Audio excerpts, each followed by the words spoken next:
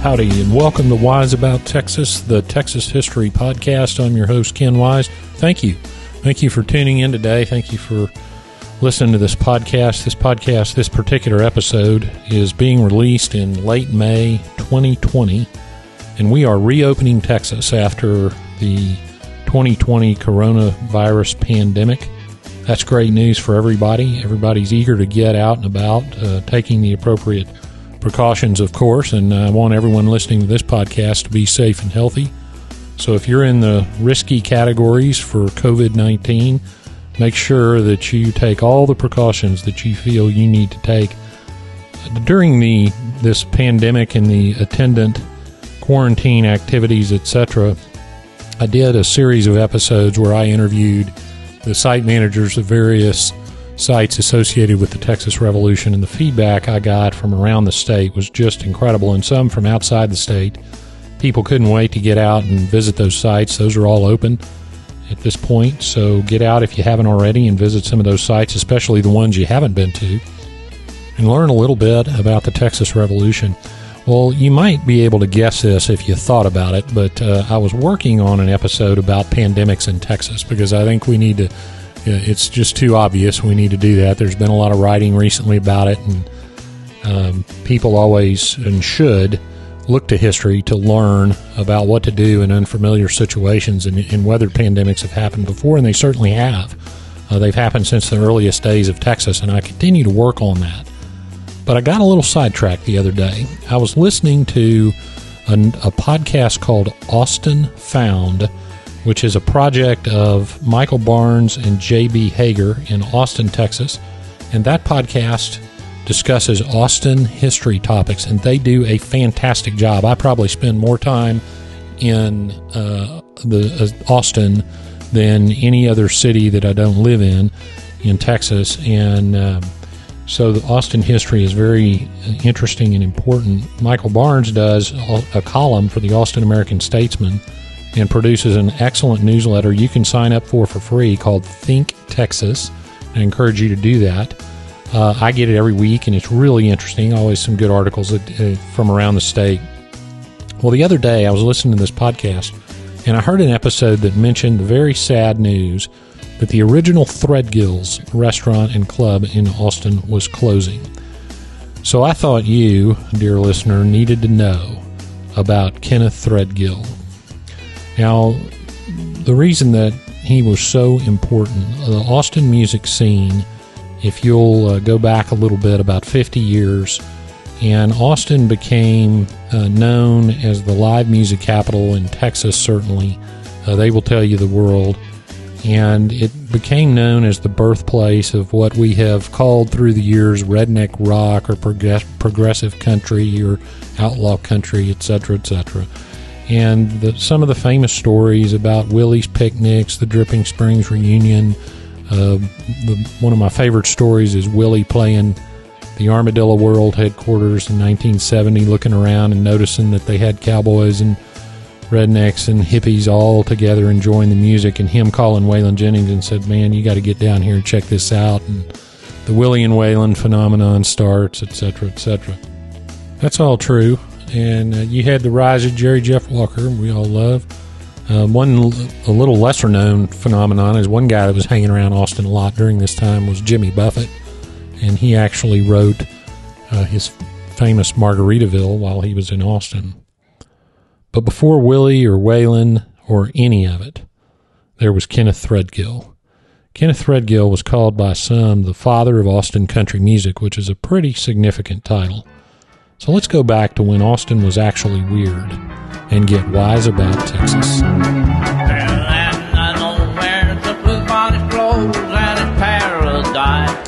His actual name was John Kenneth Threadgill, but he went by his middle name Kenneth, a great name, by the way, for obvious reasons. Born in 1909 in Peniel, Texas, which is now part of the town of Greenville, northeast of Dallas. Kenneth Threadgill grew up in Beaumont and Austin. He went to Austin High School. He idolized Jimmie Rogers and would imitate Jimmie Rogers' famous yodeling. He later got to know Jimmie Rogers a little bit, which I'm sure was a thrill. And Threadgill was an entrepreneur. He started in 1933. He started working at a gas station located at 6416 North Lamar in Austin. He decided to buy the place. And he, now there's some writing that says that Threadgill was a bootlegger during Prohibition. I couldn't independently verify that, but hey, makes a good story, and he probably was. Bootlegging in Austin during Prohibition was a huge industry. The cedar choppers west of town would make whiskey, and that's a whole nother podcast episode. So it makes sense that Threadgill might have been involved in a little bit of that. But he decided to buy this gas station, and he was in line for the very first beer license the day Prohibition ended. So he opened up this place and called it Threadgill's Tavern, and he still sold gasoline, but he also sold food and beer. Well, during World War II, he closed the place. He was a welder by trade, and he welded for the war effort, but he never gave up his music. He was a musician, and he had like I said, particular fondness for the old country and Jimmie Rogers and the yodeling. And he kept playing around Austin. Even though his place was closed, he would still play music around. And there's a real cool story from Threadgill's life about a place called the Dessau Dance Hall, Dessau. I don't know if I'm pronouncing it correctly. Folks in Austin tend to pronounce things their own way, as they do in Houston too. So I'm going to call it the Dessau Dance Hall. It was one of those old German dance halls. There are dozens and hundreds around the state. It was built in 1876, burned in the 40s, rebuilt with a unique feature. There's a big pecan tree in the middle of the dance floor that went up through the roof. It was a very popular place, the Dessau Hall. Lots of famous people played there. Bob Wills played there. Patsy Cline played there. Even Elvis Presley played the Dessau Hall. Well, one night, Hank Williams was coming through, and he was running a little bit late. So Threadgill got up and sang some Hank songs to warm up the crowd. Well, the story is that Hank walked in while Threadgill was singing his famous Lovesick Blues and got a kick out of it, and that he and Threadgill got to be friends. Another good Threadgill story is, this is a little trivia. He was on the bill at Willie Nelson's first 4th of July picnic. Now, Willie had a festival in 1972, and he called it the Dripping Springs Reunion. So that was not technically the 4th of July picnic, but he later threw the first of what became legendary 4th of July picnics. And on the bill for this first picnic were such people as Chris Christopherson, Tom T. Hall, Leon Russell, Ray Price, Ernest Tubb, Doug Somm, bunch of others. One band that played was called the Nightcrawlers and had a young guitarist named Stevie Ray Vaughan.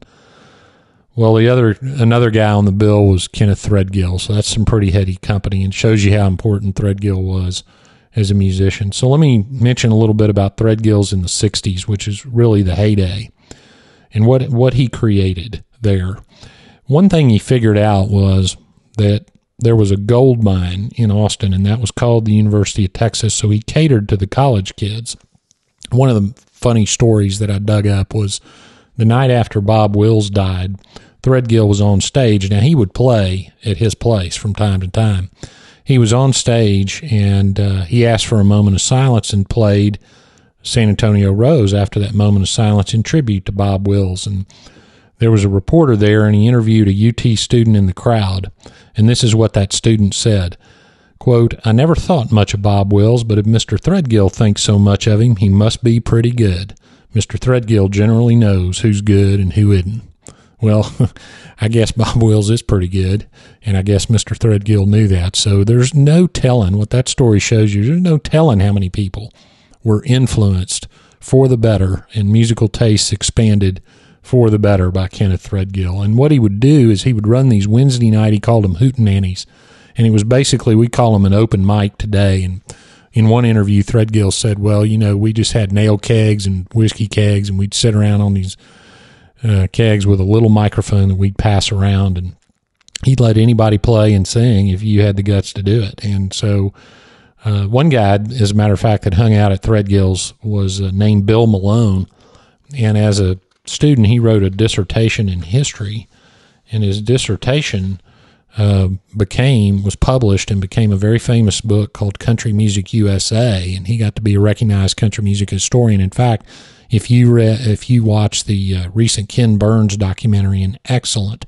several-part documentary on the history of country music, Bill Malone is interviewed quite a bit during that documentary. Well, he would hang out at Threadgill's back then, so that just shows you how important a scene it was, and not just for Texas, but for America, and certainly for Austin. But the most famous story to come out of Threadgill's really involves the time that a young female hippie singer from Port Arthur came into the club. And we didn't know it at the time, but she was on her way to superstardom. And Threadgill and his band would usually play on the weekends. His band, by the way, was originally called the Hootenanny Hoots, which I just think is wonderful. But on Wednesday, as I mentioned, he had those hootenannies, those open mics, and you had a really mixed crowd for those things. You had those UT students, but you had hippies, and I'm talking about real hippies. You had the cedar choppers from west of Austin. You had the working stiffs. You had whomever liked good country music. And then every now and then a yodel or two from Kenneth Threadgill himself. Well, one night, a young hippie girl came in and sang, and some say that she actually shouted. Singing was a loose term for what she was doing. But she sang the classic Silver Thread and Golden Needles. But her voice was going to take some getting used to. In fact, there's a legend that Threadgill once gave her 2 free beers if she would not sing. Well, that girl's name was Janis Joplin. She and Threadgill got to be good friends, and such good of friends that, of course, the end of the story is that Joplin went on to San Francisco and became a superstar. But she and Threadgill maintained their relationship, and in 1970 they were throwing a big birthday party for Kenneth Threadgill's called the KT Jubilee, and Janis canceled a big gig to fly all the way from Hawaii to Austin just to be present and sing for Kenneth Threadgill. Unfortunately, in 1970, just a few months after the KT Jubilee, Janis Joplin would be dead. But Threadgill always remembered her. He carried a picture of a young Janis Joplin in his wallet till the day he died. It's a picture that she didn't really look anything like the popular, how we remember Janis with her big glasses and long hair. She was holding a Lone Star leaning up against an old pickup. It's a great picture. Threadgill always had a lot of affection for her, and Janis Joplin always credited Kenneth Threadgill with giving her start. Now, that was 1970. Willie was just about to hit the stage at the Armadillo World headquarters, which, of course, everybody points to as bringing rednecks and hippies together, and it certainly did that. But Kenneth Threadgill really kind of had already done it, and I'm not taking anything away from Armadillo World headquarters in that scene.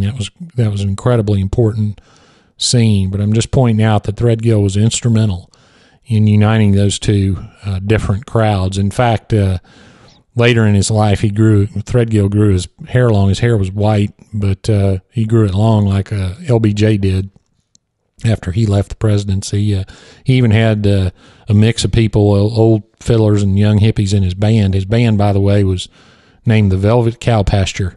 Of course, if you're of a certain age, you'll remember a band back then called the Velvet Underground, but the Velvet Cow Pasture. Somebody asked Threadgill once how he came up with that. He said, well, I can't think of anything smoother than velvet or anything more country than a cow pasture. So that was the Velvet Cow Pasture. Threadgill closed Threadgill's in 1974. The city of Austin wanted him to make some modifications and remodel to the building, but it was going to be too expensive. Now, he eventually relented and saved the building, saved it from being torn down by doing some work, but he never opened it back up. But it was too iconic to not get opened back up. So the owner of Armadillo World headquarters, another critical player in the Austin music scene, and if he listens to this and hears this, I hope he'll reach out and maybe we can get another podcast going. Eddie Wilson. Eddie Wilson bought Threadgill's in 1981, and he opened it. He opened it as a restaurant, and it was a good restaurant, as a matter of fact.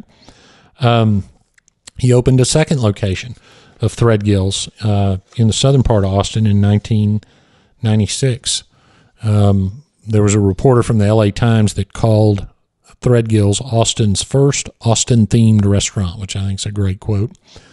But Threadgill was still singing, even though he was out of the business. In fact, in 1980, his buddy Willie Nelson got him involved in the movie Honeysuckle Rose. Honeysuckle Rose was a movie starring Willie, basically about Willie. And it was written by Bill Whitliff, rest his soul. Whitliff also wrote the screenplay for Lonesome Dove. Perhaps you've heard of that. And there's a family reunion scene in that movie where Kenneth Threadgill sings. So go watch Honeysuckle Rose, and you can see him singing Coming Back to Texas. He also had a very small bit part in the movie Best Little Whorehouse in Texas. Well, Kenneth Threadgill died in 1987. You know, musicians need one very important thing to further their careers, and that's a place to play. And for many years, Kenneth Threadgill gave them that place to play. He gave Austin a place to hear musicians, not just Janis Joplin, but countless others that got the opportunity to play, to listen, to be influenced, maybe to be inspired. And Austin was better for it. And I'll say this, in my judgment, without Kenneth Threadgill, the Austin music scene would never have become what it became. He was that important to its development. For a great many years, the two Threadgill restaurants and Eddie Wilson kept his legacy in front of the public's mind, which is very important. Unfortunately, the southern Austin location had to close because Austin's property taxes got out of hand. And after this recent government lockdown in 2020, owner Eddie Wilson announced that the original Threadgills would close permanently too. A sad, a tragic event, and a tragic end for another piece of Austin's soul. But we'll always remember Kenneth Threadgill and the days when Austin was weird. Well, now we come to that segment I call Getting There. I'll tell you how you can see a couple of the places. The first thing I'm going to do is a little bit off. I'm going to tell you to go online. Go online to threadgills.com, and the store there is still open. You can get a T-shirt. You can get Eddie Wilson's memoir about the Armadillo World headquarters and his career and his in the Austin music scene, which is very interesting. And you can get a little memento. Unfortunately, you can't visit Threadgills. You could drive by and take a picture at 6416 North Lamar, and you know what? I think I will do exactly that. I read somewhere, and I didn't verify this before I turned on this microphone, but that Eddie is going to auction off some of the stuff out of Threadgills sometime this summer, so stay tuned for that. I know I will. I'll be there to bid on some of that. It's really important to Texas and the music scene. Dessau Hall was at 13422 Dessau Road in Austin, and it's not there anymore, but that's where it was located. If you want to drive by that address, you'll see at least the land where a lot of important people played. Kenneth Threadgill is buried in the Oakwood Cemetery Annex in Austin. The Oakwood Cemetery is at 1601 Canal Road. I'm going to do something a little bit unusual during this segment also. I'm going to tell you about a couple of books. I don't often do this because I want you all to go find books that interest you on these topics. Now, privately, if you email me at host@wiseabouttexas.com, I'm happy to share reading suggestions on a variety of topics. I do that at least once a week with a listener, so feel free to email me. But I'm going to go ahead and tell you about a couple of books that you need to read. I mentioned Eddie Wilson's memoir about Armadillo. It's called Armadillo World Headquarters. And you can get a Kindle version on Amazon, and you can get the hardback version from the Threadgills website. A couple other books. Jan Reed wrote a book called The Improbable Rise of Redneck Rock. It talks about the Austin music scene in the 70s. Lots about Kenneth Threadgill in there, and of course Armadillo World Headquarters and the 4th of July picnics and all that. And another book, a little more recent, by Joe Nick Potosky, well-known Texas writer, is called Austin to ATX, and it's kind of it's the story of how Austin went from what it was to what it is. And I really enjoyed that book because I started going to Austin in the 70s as a little kid, and so I saw some of this. I wasn't as much a part of it then, but now I'm there all the time with government business and judge stuff, and watched it change through the years. And Joe Nick's book is a great sort of survey of how Austin has changed over the years. So check that out too. Well, that'll wrap it up for this episode of Wise About Texas. I'll get that pandemic episode going. Talk about some of that in Texas history. Go find us on Instagram or Twitter at Wise About Texas. Like and share the Wise About Texas Facebook page. Keep your suggestions for topics coming in at host@wiseabouttexas.com. And if you want to support the preservation and promotion of Texas history, you can go to patreon.com/wiseabouttexas and do just that. I hope everybody's doing well, getting ready for the summer. Go out and do something for Texas today. And until next time, God bless Texas, and we'll see you down the road.